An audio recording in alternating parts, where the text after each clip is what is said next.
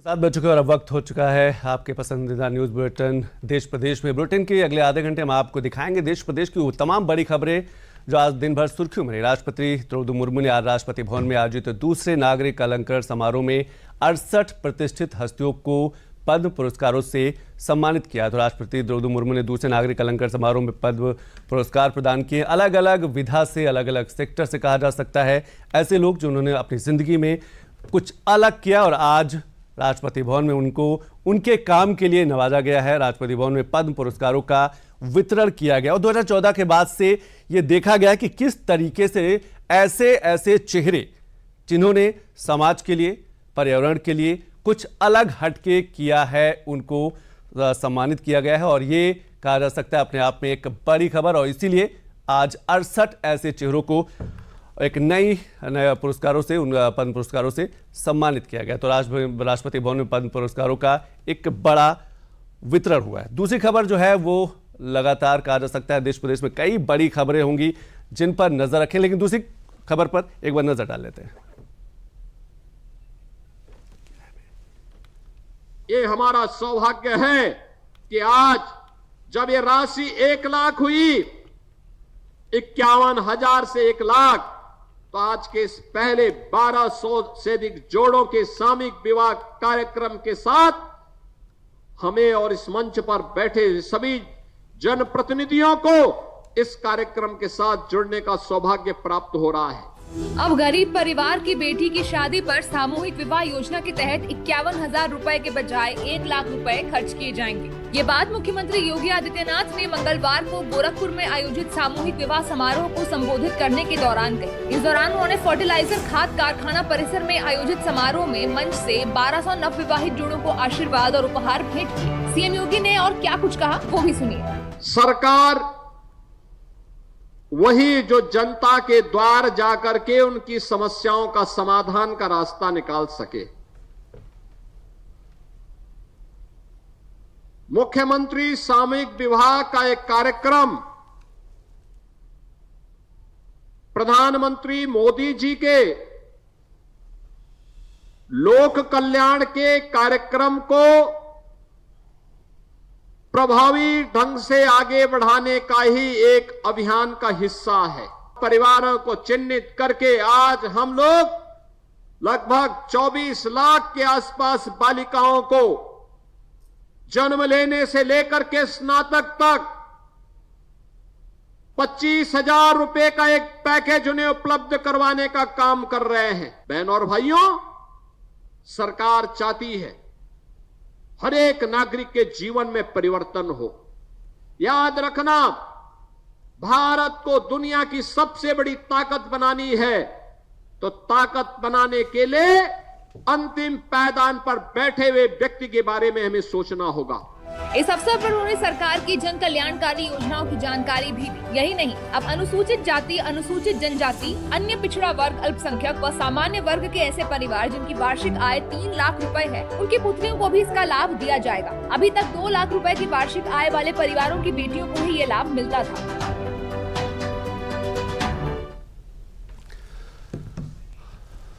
और खबर प्रधानमंत्री नरेंद्र मोदी के गुजरात दौरे से। गांधीनगर में जनता को संबोधित करते हुए पीएम मोदी ने आतंकवाद को लेकर पाकिस्तान पर बड़ा हमला बोला है। एक रिपोर्ट देख लेते हैं।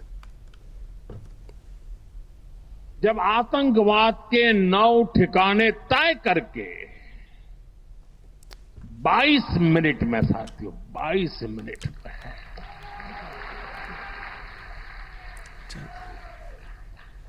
उनको ध्वस्त कर दिया। पाकिस्तान में पर ऑपरेशन सिंदूर के तहत भारतीय सेना ने जिस कार्रवाई को अंजाम दिया, गुजरात की धरती से सेना के उसी एक्शन को बताते हुए पीएम मोदी ने सैन्य कार्रवाई के सबूत मांगने वालों को निशाने पर लिया। और इस बार तो सब कैमरा के सामने की सारी व्यवस्था।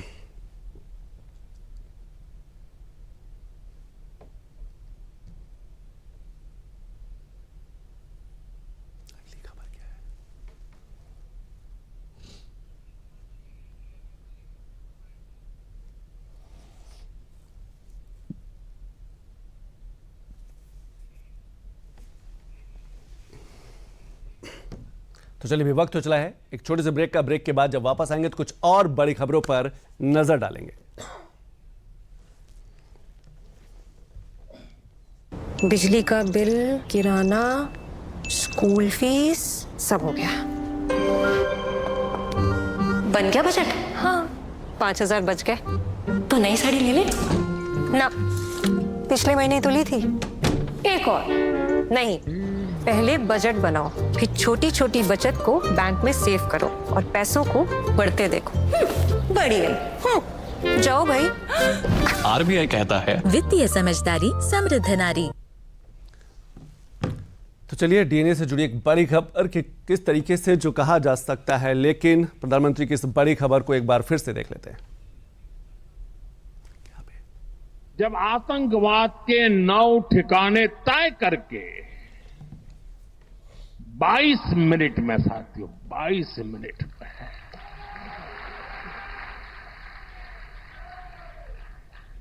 उनको ध्वस्त कर दिया। पाकिस्तान में चल रही आतंक की दुकानों पर ऑपरेशन सिंदूर के तहत भारतीय सेना ने जिस कार्रवाई को अंजाम दिया, गुजरात की धरती से सेना के उसी एक्शन को बताते हुए पीएम मोदी ने सैन्य कार्रवाई के सबूत मांगने वालों को निशाने पर लिया। और इस बार तो सब कैमरा के सामने की सारी व्यवस्था रखी थी ताकि हमारे घर में कोई सबूत न मांगे। अब हमें सबूत नहीं देना पड़ रहा है, वो ऊपर वाला दे रहा है। पीएम मोदी ने आतंकवाद की फैक्ट्री पाकिस्तान पर हुई कार्रवाई को बयां करने के साथ ही सन 1947 के बंटवारे में आतंकवाद के इस अजगर की नींव पड़ने से लेकर आतंकवाद की जड़ के पनपने तक की पूरी दास्तां को भी साझा किया। 1947 में जब मां भारती के टुकड़े हुए,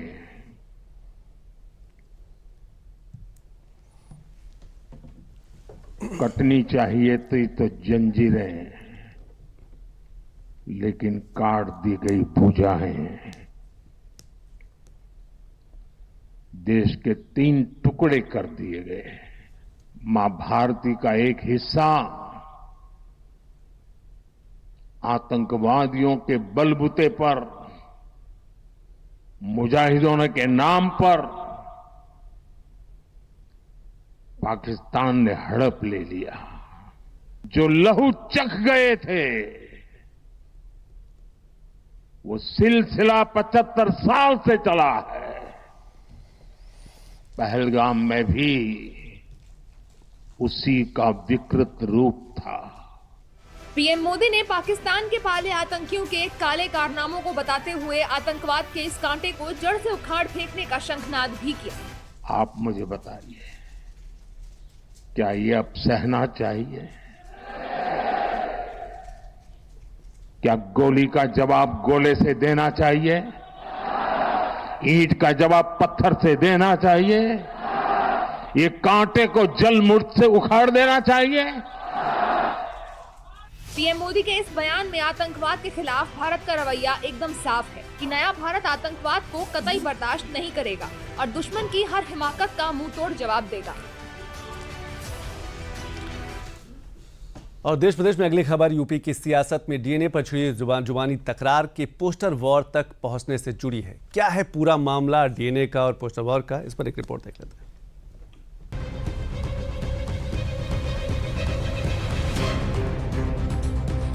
लखनऊ की सड़कों पर लगा ये पोस्टर यूपी की सियासत में डीएनए पर छिड़ी जुबानी तकरार के पोस्टर वॉर में तब्दील होने की तस्दीक कर रहा है।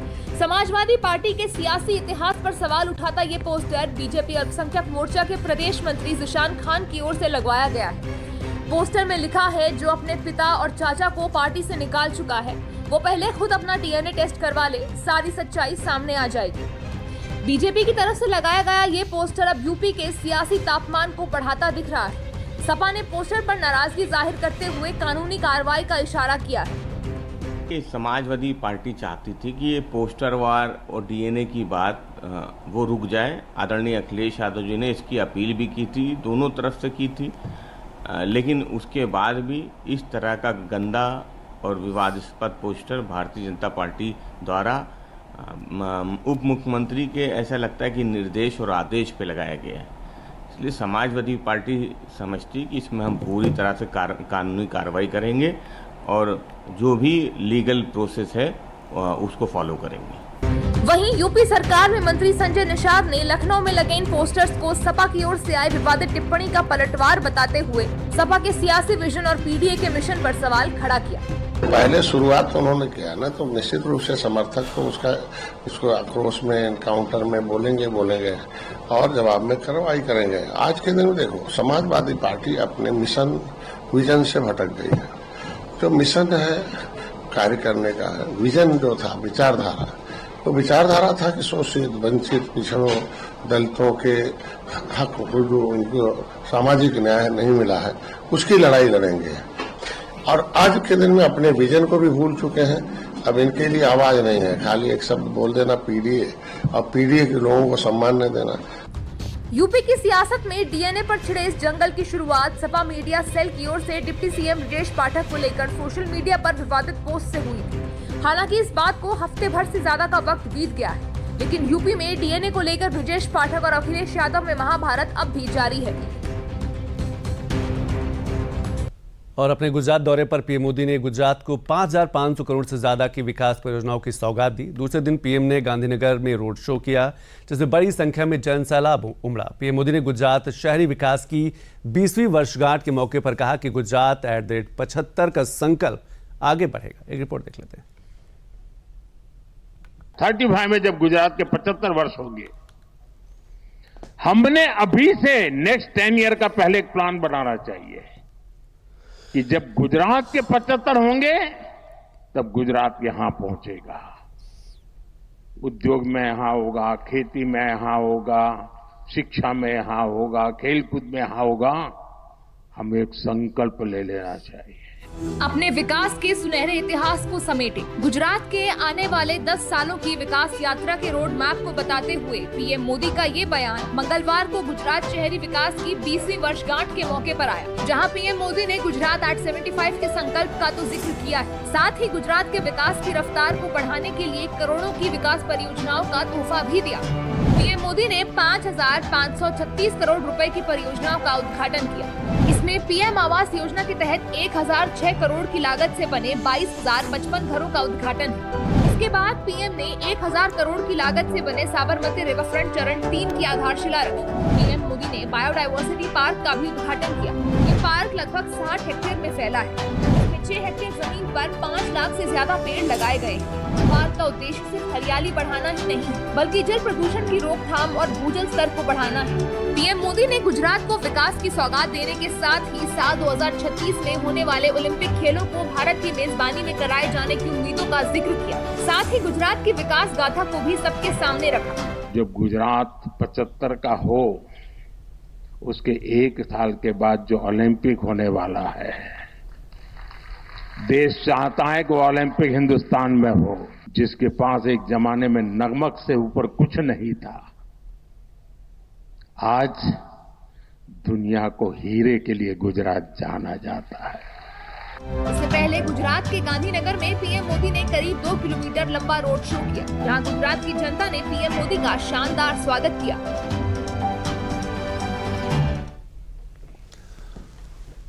और पटियाला कोर्ट से पास्को एक्ट में बरी होने के बाद ब्रजभूषण शरद सिंह अयोध्या पहुंचे। इस अवसर पर उन्होंने कहा कि सत्य परेशान हो सकता है, पराजित नहीं। हालांकि महिला पहलवानों की दूसरी एफआईआर में केस की सुनवाई अभी भी जारी है। एक रिपोर्ट देख लेते हैं।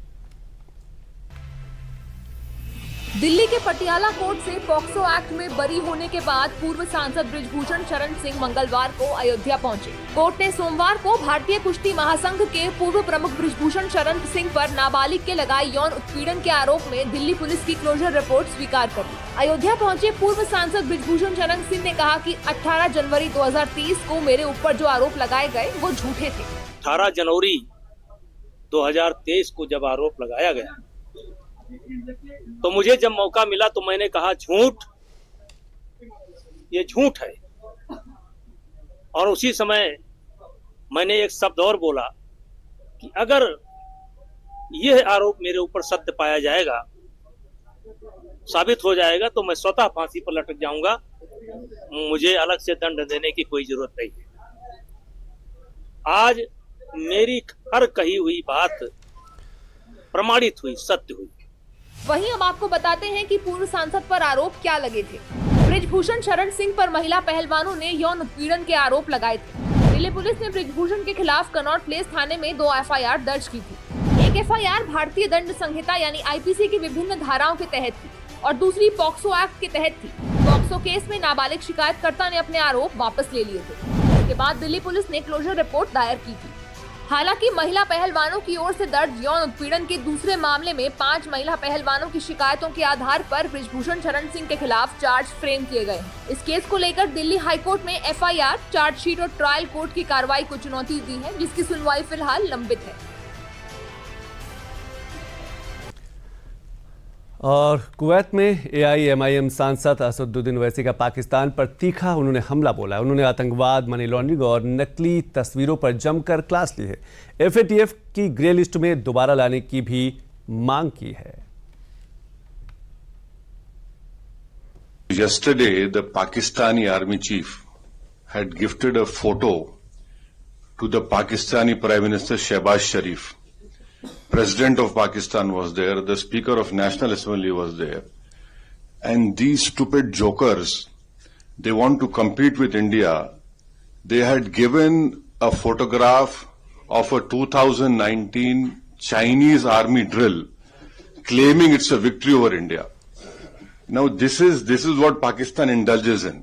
एआईएमआईएम सांसद असदुद्दीन ओवैसी का पाकिस्तान को तार तार कर देने वाला ये बयान कुवैत में भारतीय प्रवासियों से बातचीत करते वक्त आया। पाकिस्तान को बेनकाब करने के लिए भारत की तरफ से भेजे गए सांसदों के 7 डेलीगेशन दुनिया में पाकिस्तान का कच्चा चिट्ठा खोल रहे हैं। इसी सिलसिले में असदुद्दीन ओवैसी पाकिस्तान पर लगातार हमला बोल रहे हैं। कुवैत में भारतीय प्रवासियों से बातचीत करते हुए ओवैसी ने पाकिस्तान पर तंज कसा। हिंदुस्तान में पाकिस्तान से बढ़ के मुसलमान है, पाकिस्तान से बढ़ के मुसलमान है, और मैं तो आपको बोल रहा हूं कि उनसे ज्यादा हम ईमानदार हैं, उनसे ज्यादा हम में तकवा है। अक्सर स्कूल में क्या होता था कि हम अच्छे पढ़ने वाले बच्चे के बाजू के बैठता था। तो नकल करने के लिए अकल भी चाहिए, इन नालायकों को अकल भी नहीं है। यही नहीं, पाकिस्तान को आईएमएफ से लोन मिलने पर भी ओवैसी ने एक बार फिर चिंता जताई और कहा कि पाकिस्तान को एफएटीएफ की ग्रे लिस्ट में एक बार फिर लाने की जरूरत है। Now, what is the importance of FATF grey list? Is that there will be huge scrutiny on that nation when you do money transactions. And it is a fact that Pakistan uses Middle East, hawala or money laundering to sponsor terrorist groups against India. Pakistan and FATF is very important because our apprehension is that this 2 billion loan which IMF is giving, that will be used by Pakistani military. आपको बता दें कि ओवैसी भाजपा सांसद वैजयंत पांडा के नेतृत्व वाले delegation के सदस्यों में से एक है। ये डेलीगेशन आतंक के खिलाफ भारत की लड़ाई और पाक के नापाक इरादों को जगजाहिर करने सऊदी अरब, कुवैत, बहरीन और अल्जीरिया की ओर निकल चुका है। और अब खबर जालौन से है। कोंच कस्बे में पुलिस और बदमाशों के बीच मुठभेड़ में ज्वेलर्स लूटकांड के 3 आरोपी घायल हालत में गिरफ्तार किए गए हैं। उनके पास से चांदी का लूटा सामान और हथियार बरामद किए गए हैं। पुलिस 3 अन्य फरार बदमाशों की तलाश में लगातार जुटी हुई है। इस पर एक रिपोर्ट देखते हैं। उत्तर प्रदेश में पुलिस अपराधियों पर लगाम कसने के लिए लगातार एक्शन मोड में है। हर रोज पुलिस एनकाउंटर कर रही है और बदमाशों को पकड़ रही है।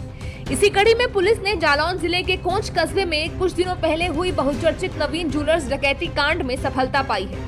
सोमवार देर रात पुलिस और बदमाशों के बीच हुई मुठभेड़ में 3 आरोपी गोली लगने से घायल हो गए।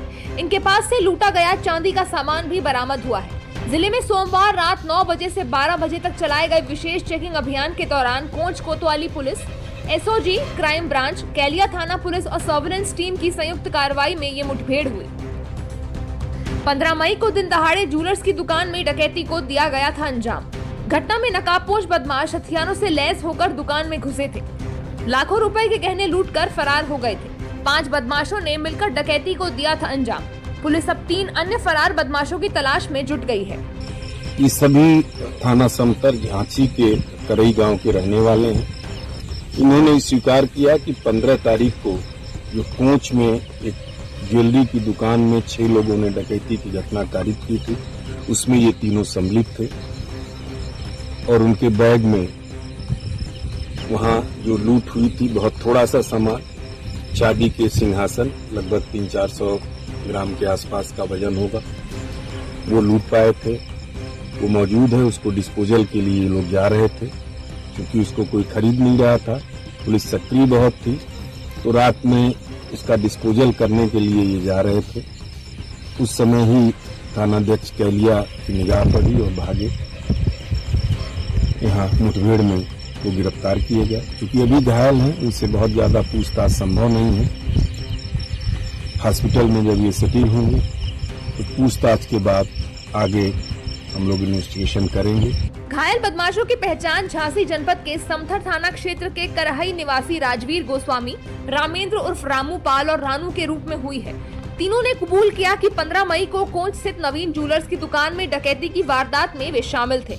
उनके 3 और साथी भी वारदात में शामिल थे, जिनके नाम पुलिस को बताए गए हैं।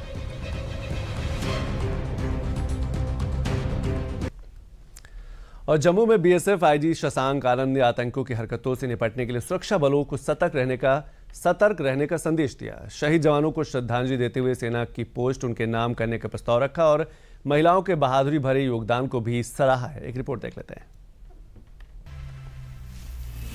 आतंक के खिलाफ भारत की जीरो टॉलरेंस की नीति अब जग जाहिर हो चुकी है, लेकिन अब भी आतंकी भारत में घुसपैठ की फिराक में है। मंगलवार को बीएसएफ ने जम्मू में प्रेस वार्ता कर अमरनाथ यात्रा और आतंकियों की घुसपैठ की कोशिशों के बारे में जानकारी दी। कि अमरनाथ यात्रा हमारे लिए एक बेहद अहम इवेंट है, जिसको हम जम्मू कश्मीर प्रशासन के साथ मिलके, सरकार के साथ मिलके अंजाम देना चाहेंगे। और हम चाहेंगे ज्यादा से ज्यादा भारतीय नागरिक अमरनाथ यात्रा में आए, हिस्सा लें और दर्शन करें। आतंकवादी संगठनों के द्वारा प्रयास किया जा रहा है, वो अपने कैंप्स में वापस लौट रहे हैं, ट्रेनिंग कर रहे हैं और जहां पे भी उनको लगे कि चौकसी कम है वहां से वो कोशिश करेंगे। तो चाहे एलओसी हो चाहे आईबी हो, हमें सुरक्षा बलों को सभी इलाकों में हर प्रकार चौकस रहना। शशांक आनंद का ये बयान गवाह है कि आतंकियों की फितरत कभी नहीं बदलेगी, लेकिन इस बार सेना पूरी तरह से तैयार है। शशांक आनंद ने ऑपरेशन सिंदूर के दौरान पाकिस्तान के ड्रोन हमलों में शहीद हुए जवानों का जिक्र करते हुए सेना की पोस्ट का नाम शहीदों के नाम पर रखने की बात की। यही नहीं, उन्होंने महिलाओं के योगदान को भी सराहा। हमारे जो 2 बहादुर सीमा प्रहरी शहीद हुए हैं, तो उनकी याद में हम अपनी 2 सीमा चौकियों का नाम उनकी याद में रखेंगे। इसके साथ साथ सांबा क्षेत्र में हमारी 1 सीमा चौकी का नाम हम सिंदूर रखने का प्रस्ताव हमारे बल मुख्यालय और सरकार को भी भेजेंगे। इस पूरे प्रकरण में साथियों, बीएसएफ की महिला शक्ति ने बढ़ चढ़ के हिस्सा लिया। हालांकि महिलाओं के पास ये ऑप्शन था कि वो अगर चाहती तो बॉर्डर आउटपोस्ट से रिलोकेट होके पीछे हेडक्वार्टर्स में आ सकती थी, लेकिन हमारी इन बहादुर महिलाओं ने इस बात को चुना कि वो आगे फॉरवर्ड ड्यूटी पोस्ट में रहकर, सीमा चौकियों में रहकर अपने पुरुष कार्मिकों के साथ कंधे से कंधा मिलाकर इस आपदा का सामना करेंगे। महिलाओं के योगदान पर बात करते हुए शशांक ने अग्रिम पोस्ट पर कमांड संभालने वाली महिलाओं का भी जिक्र किया, जिनमें सहायक commandant Neha Bhandari, constable Manjeet Kaur, constable Malkeet Kaur, constable Jyoti, constable Sampa और कांस्टेबल स्वप्ना शामिल रहे। और जयपुर के सीतापुरा इंडस्ट्रियल एरिया में ज्वेलरी फर्म के सेप्टिक टैंक में मिट्टी से सोना निकालते हुए यूपी के 4 मजदूरों की मौत हो गई। पुलिस जांच में जुटी है और वैधानिक कार्रवाई शुरू हो गई। एक रिपोर्ट देख लेते हैं। राजस्थान की राजधानी जयपुर के सीतापुरा औद्योगिक क्षेत्र में एक ज्वेलरी फर्म में सेप्टिक टैंक की सफाई के दौरान उत्तर प्रदेश के 4 मजदूरों की मौत हो गई। 3 मृतक संजीव पाल, हिमांशु सिंह और रोहित पाल अम्बेडकर नगर, तो वहीं एक मृतक अर्पित यादव सुल्तानपुर से है। सोमवार देर शाम को इस सेप्टिक टैंक को खाली किया जा रहा था। कुल 8 मजदूर मिट्टी से सोना निकालने के लिए सेप्टिक टैंक में उतरे थे। क्या था पूरा मामला, वो भी समझिए। हादसा सीतापुरा स्थित अचल ज्वेलर्स प्राइवेट लिमिटेड फर्म में हुआ। यहाँ जवाहरात का काम होता है और विभिन्न आभूषण विदेशों में एक्सपोर्ट होते हैं। इस फर्म के परिसर में 10 फीट गहरा सेप्टिक टैंक बना हुआ है, जहाँ मलबा एकत्रित होता है। 10 फीट गहरे सेप्टिक टैंक में मिट्टी से सोना निकालने उतरे 4 मजदूरों की मौत हो गई। 4 अन्य मजदूर बेहोश हो गए, जिन्हें निजी अस्पताल में पहुंचाया गया। बेहोश होने वाले 2 मजदूरों की हालत गंभीर होने पर भर्ती कर लिया गया, जबकि 2 मजदूरों को होश आने पर प्राथमिक उपचार के बाद छुट्टी दे दी गई। ज्वेलरी फर्म में हर 1.5-2 महीने में इस सेप्टिक टैंक को खाली किया जाता है। मलबे में सोने के कुछ कण और बुरादों को छानकर बाहर निकाला जाता है। सूचना पर पुलिस सहित अन्य अधिकारी मौके पर पहुंचे। पुलिस द्वारा फैक्ट्री में मजदूरों की कार्यप्रणाली के दस्तावेज की जांच के साथ वैधानिक कार्रवाई की जा रही है। तो चलिए भी वक्त हो चला एक छोटे से ब्रेक का। ब्रेक के बाद जब वापस आएंगे तो कुछ और बड़ी खबरों पर नजर डालेंगे।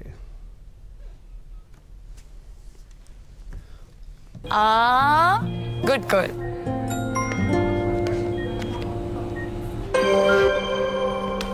आगे सैलरी नहीं झुमके ना, पहले बचत, पहले झुमके।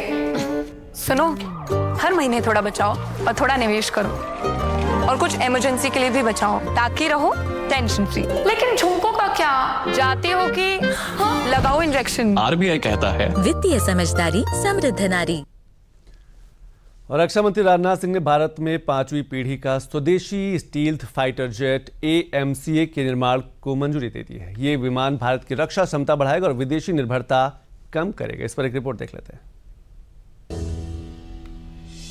ऑपरेशन सिंदूर की सफलता के बाद रक्षा मंत्री राजनाथ सिंह ने भारत के आत्मनिर्भर भारत अभियान को और भी मजबूत करने के लिए बड़ा कदम उठाया है। उन्होंने भारत में स्वदेशी रूप से विकसित एडवांस मीडियम कॉम्बैट एयरक्राफ्ट यानी AMCA योजना के कार्यान्वयन मॉडल को मंजूरी दे दी। इस प्रोजेक्ट को एरोनॉटिकल डेवलपमेंट एजेंसी यानी ADA इंडस्ट्री के सहयोग से पूरा किया जाएगा। ये 5वीं पीढ़ी का स्टेल्थ फाइटर जेट होगा जो भारत की रक्षा क्षमता को बढ़ाएगा और विदेशी निर्भरता को कम करेगा। रक्षा मंत्री राजनाथ सिंह ने इसकी जानकारी सोशल मीडिया साइट X के जरिए दी है। जानिए कि इसकी खासियत क्या है।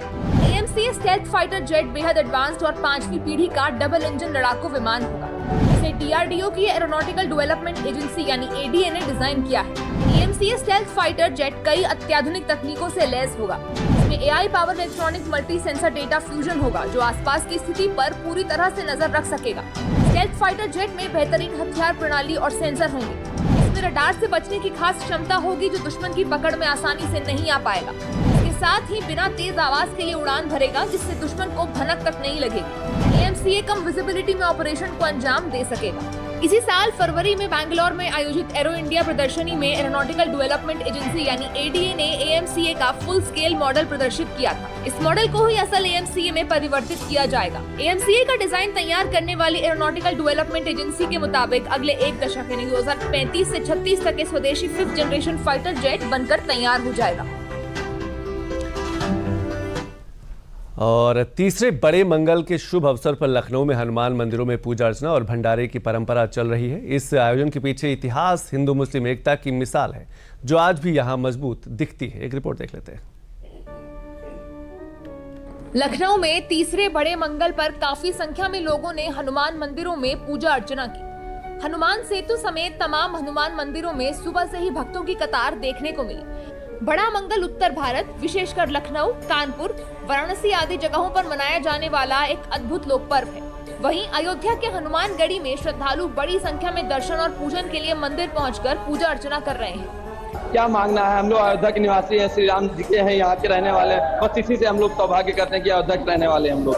मंगलवार है, हम लोग आए हैं दर्शन करने, बहुत ज्यादा भीड़ है और बहुत कठिनाइयों के साथ हमको दर्शन प्राप्त हुआ। बड़े मंगल पर लखनऊ में तमाम जगहों पर भंडारों का आयोजन किया गया। तस्वीरें विधानसभा के गेट पर भंडारे के आयोजन की हैं, जिसमें विधानसभा अध्यक्ष सतीश महाना ने श्रद्धालुओं को प्रसाद वितरित किया। और अब जान लेते हैं लखनऊ में बड़े मंगल पर भंडारे का क्या है इतिहास। कहा जाता है कि अवध के तीसरे नवाब शुजाउद्दौला की दूसरी पत्नी बेगम आलिया को सपने में एक विशिष्ट स्थान का संकेत मिला, जहां हनुमान जी की मूर्ति दबी हुई थी। बेगम आलिया ने उस स्थान की खुदाई का आदेश दिया और जब मूर्ति मिल गई तब उन्होंने उसे हाथी पर ले जाने की व्यवस्था की। हालांकि हाथी रास्ते में रुक गया। बेगम ने वर्तमान अलीगंज में इसी स्थान पर हनुमान जी का मंदिर बनाने का आदेश दिया, जिसे नवाब सआदत अली ने वर्ष 1798 में बनवाया, जो आज भी मौजूद है। तभी से ज्येष्ठ माह के हर मंगलवार को लखनऊ में भंडारे की परंपरा चली आ रही है। इससे यह साबित होता है कि लखनऊ में हिंदू मुस्लिम एकता कितनी मजबूत थी और आज भी है। तो चलिए भी वक्त एक और छोटे से ब्रेक का।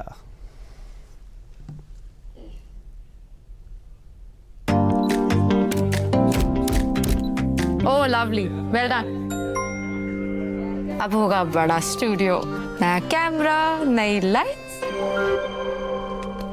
लगे हाथ नई कार भी ले लो उसी लोन से। नो, लोन लिए गए काम में ही लगाओ, समय से EMI चुकाओ, क्रेडिट स्कोर बढ़ाओ और अगला लोन आसानी से पाओ। कार नहीं तो मेरी फोटो तो ले लो। आप कौन? RBI कहता है वित्तीय समझदारी समृद्ध नारी। तो दिल्ली में 1984 सिख विरोधी दंगे के पीड़ितों को राहत देते हुए मुख्यमंत्री रेखा गुप्ता और मंत्री मनिंदर सिंह सिरसा ने नियुक्ति पत्र बांटे। ये कदम उन परिवारों के लिए न्याय और सम्मान की बड़ी पहल है। तो इसी बड़ी खबर के साथ आज अभी बस इतना ही। नमस्कार।